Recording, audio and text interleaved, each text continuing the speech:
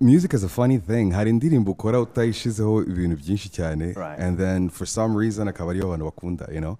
Akaba ari n'indirimbo wicara kabisa ukayikanira byatari ugashira ibintu byinshi. Umwanya uzi ko bigiye kuba. Kabone nta kintu bitubwiye. So that was one of those really like nayikoze ngiye namenye ko abantu bayikunze hashize nk'imyaka 3 narikoze kabisa ngarutse ahangaha.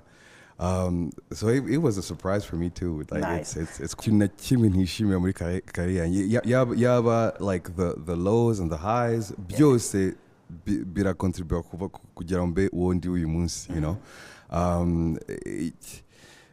Ikintu ngiye nishimira cyane nuko nabanje muri media kuko ngiye urebye igihe natangiye wasangaga imiziki ya local y'abanyarwanda idafite umwanya cyane, ugasanga hari iz'abagande cyane iz'abanyakenya kuri radio. So ngiye numvaga mission yanjye nyine yari kubanza gutangira gushira imiziki y'abanyarwanda kuri radio mbere uko ngiye nshiraho umuziki, you know. So we start with like Rafiki and all that, you know.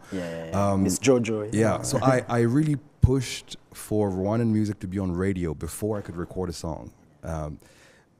Nibyo mbese urebye numva wishimira ko wagezemo uruhare. Yeah, I tried to first push things and then njyamo.